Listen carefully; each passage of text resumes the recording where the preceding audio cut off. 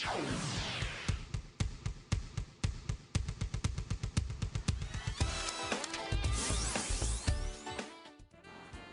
estamos no ar com o seu estilo de vida. Hoje é sexta-feira e nós estamos finalizando mais uma semana juntinhos do jeito que a gente gosta. Nós vamos visitar as nossas redes sociais, como nós fazemos diariamente, para a gente saber o que está acontecendo por lá. Começando pela nossa fanpage, facebook.com/estilovida, e lá você encontra todo o nosso conteúdo, principalmente destinado aos bastidores. Tudo aquilo que está por trás das câmeras, tudo aquilo que a gente não tem como mostrar ao vivo, porque se a gente fosse mostrar tudo ao vivo para você, a gente ia ficar aqui amanhã toda, né?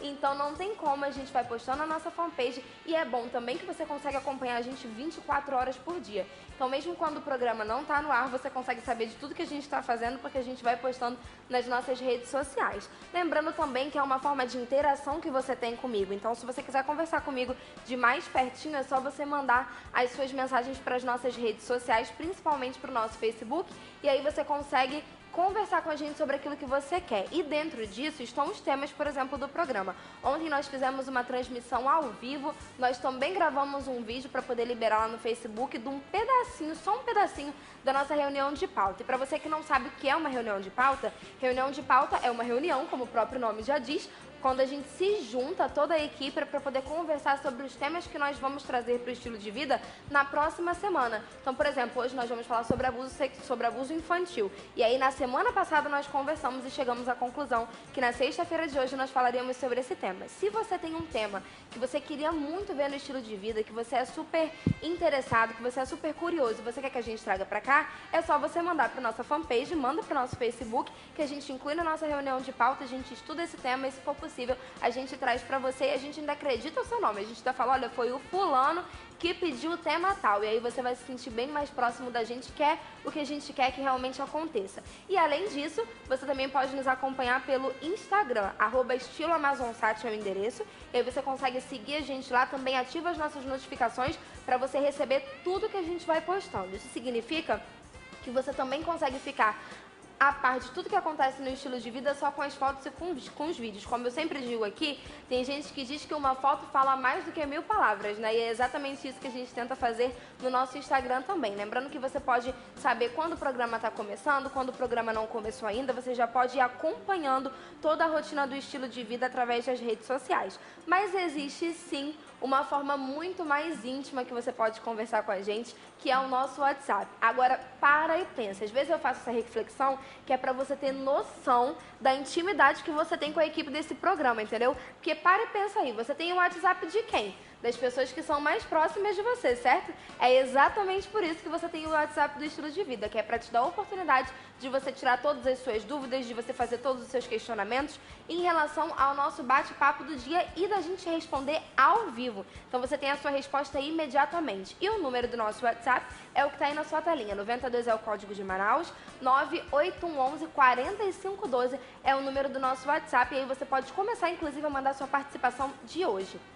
E falando no dia de hoje, nós vamos conversar, como eu já disse, sobre abuso infantil, e nós vamos conversar com a Cristiane Bonfim. Ela é professora do Departamento de Serviço Social da Universidade Federal do Amazonas, tem uma tese sobre isso, já estudou um pouco mais sobre isso e ela vai contar pra gente sobre essa experiência. Bom dia. Bom dia. Então quer dizer que você se interessou por esse tema. De onde que surgiu esse interesse? Olha, esse interesse, ele surgiu a partir do meu contato, com os alunos que estavam exatamente discutindo isso por volta do ano de 2002, que existia um programa, que era o programa Sentinela, de combate ao abuso e exploração sexual. Então, a partir daí, eu precisei orientar a aluna, então daí foi surgindo o interesse pelo tema. E é claro, são casos que a gente vê aí no dia a dia, todos os jornais, as revistas, os meios de comunicação estão estampando, infelizmente, essa violação tão grave que é o abuso sexual infantil.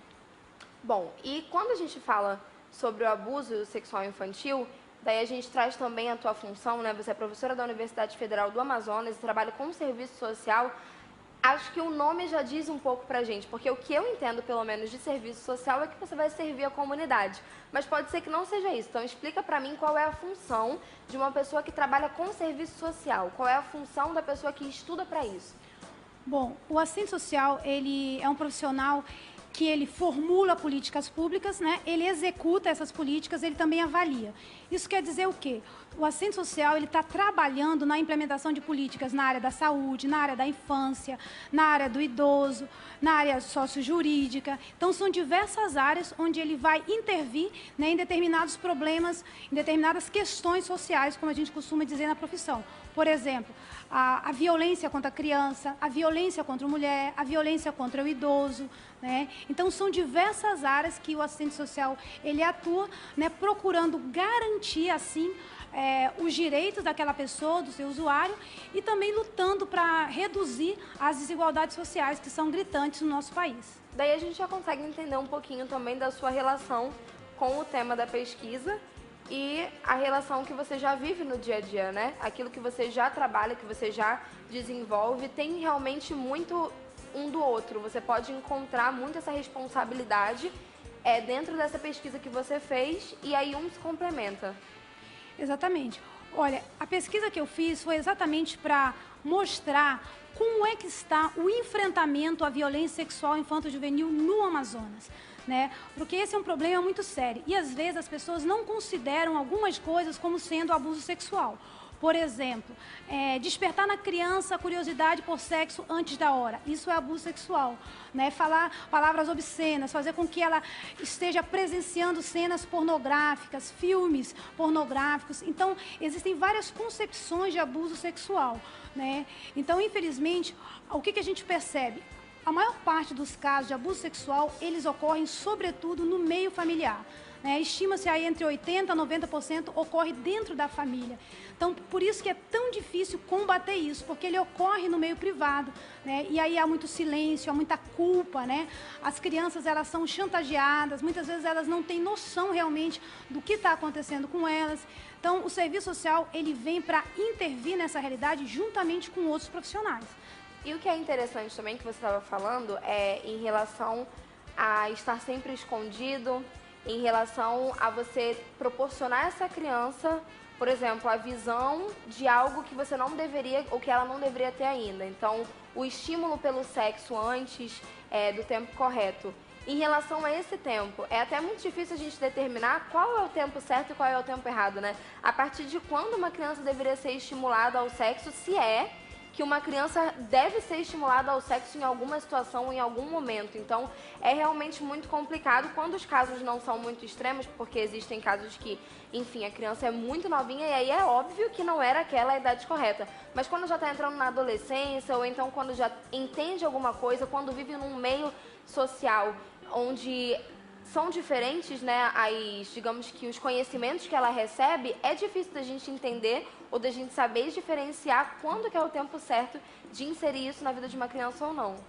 É verdade, porque o que acontece é que a criança ela tem a sua sexualidade, né? E a gente tem que conversar sobre essa sexualidade, sobre os toques, sobre o prazer. Mas isso é uma sexualidade saudável, né? Quando se tem realmente já uma violação, ou seja, quando um adulto começa a tocar nas partes íntimas, começa a satisfazer um desejo seu, né, de uma forma assim deturpada, não respeitando essa criança, que é o problema.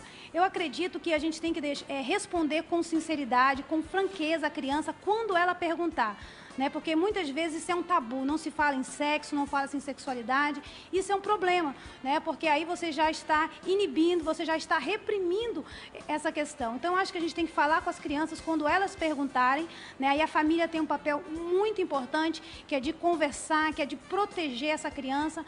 Infelizmente, a família tanto protege como muitas vezes ela é a própria violadora, né, do direito da criança, né? A escola também tem que discutir esse assunto, porque o que nós desejamos mesmo é que isso não aconteça, né? Então, o que nós queremos é trabalhar com a prevenção do abuso, trabalhar com a prevenção da exploração sexual contra crianças e adolescentes.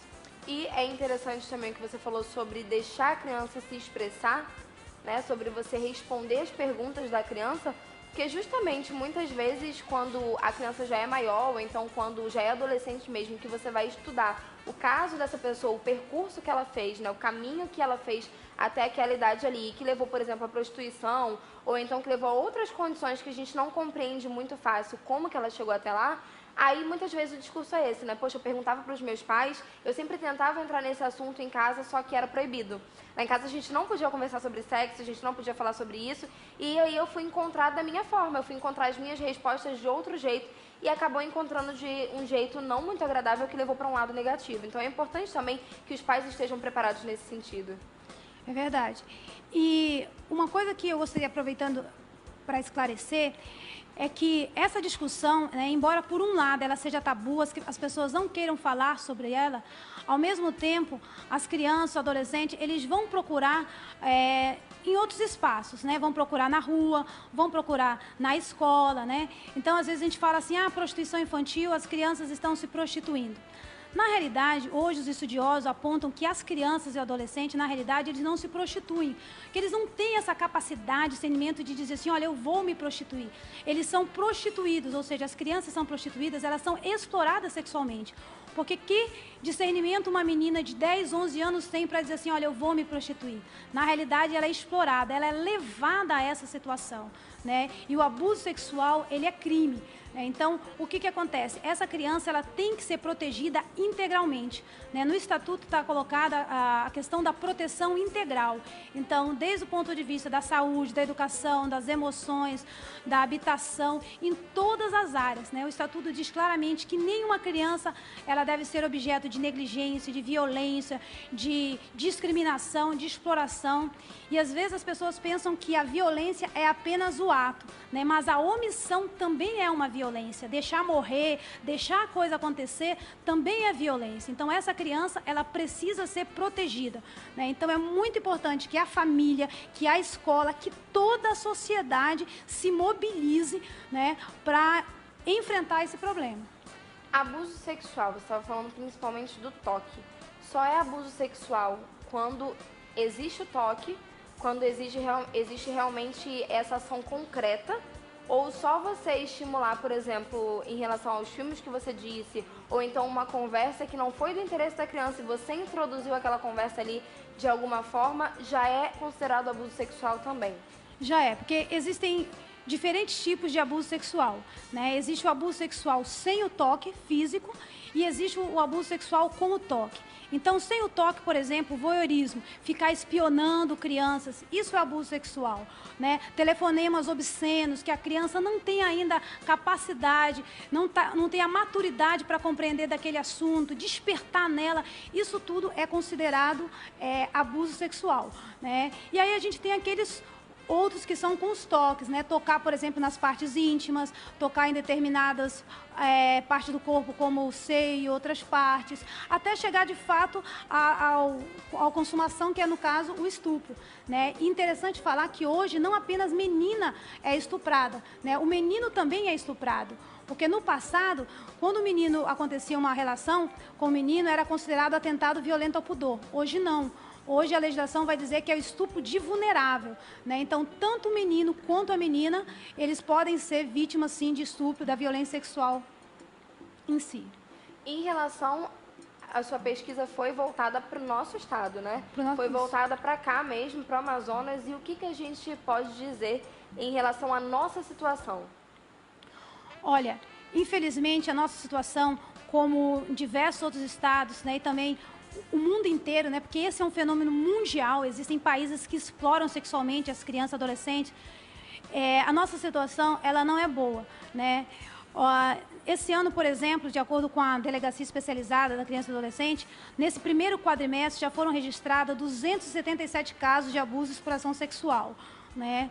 E desses casos, 23 eram meninos e os demais 254 eram meninas, né? Então, é um caso que atinge principalmente as meninas. E qualquer que fosse o número, já seria alto, né? Porque é uma violação. Então, pode ser 10 ou pode ser 1000, é muito alto, são muitos os casos que acontecem, né? Ano passado, durante o ano todinho, foi por volta de 750 casos.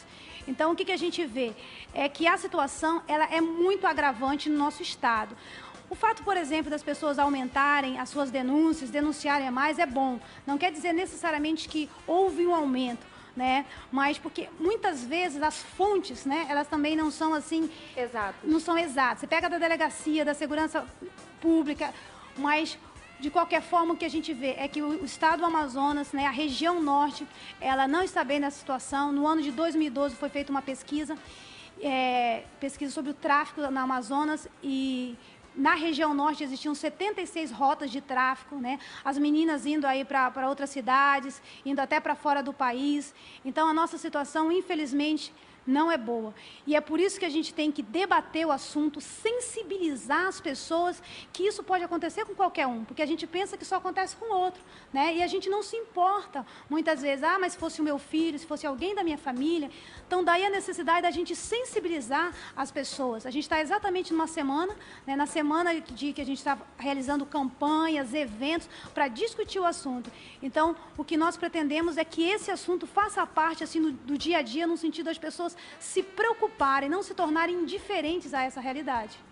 Ainda falando sobre o nosso estado, sobre a nossa situação, a gente já sabe que não é uma situação boa, nós sabemos também que nós temos os interiores e que antigamente, enfim, nosso histórico traz muito desse interior, né? Porque antigamente as meninas eram trocadas, ou então existiam situações onde o pai e a mãe não conseguiam, por exemplo, sustentar a família de uma forma muito simples, enfim, existiam essas dificuldades tanto financeiras quanto sociais mesmo, porque também tem aquela questão da hierarquia e tudo mais. E aí tem essa cultura, né? Nós tínhamos essa cultura de realmente fazer essa troca e da menina ser uma troca, de ser um objeto de troca. E hoje em dia a gente acredita que isso não acontece mais. A gente pensa, não, já foi, é coisa do tempo passado. Mas, na realidade, por mais que não aconteça dessa forma, ou mesmo que não aconteça dessa forma, acontece ainda de outras maneiras, né? Talvez estampado como se não fosse ainda o abuso, como se fosse qualquer outro tipo, digamos que de ação, ou então como se fosse uma brincadeira, às vezes dentro de casa mesmo, como você disse, acontece. E aí todo mundo acha que é normal, porque na nossa cultura é assim mesmo que tem que fazer, no interior é dessa forma que acontece e já está destinado a acontecer dessa forma e a gente nem acredita, ou então a gente acaba não percebendo que na realidade está acontecendo um abuso também.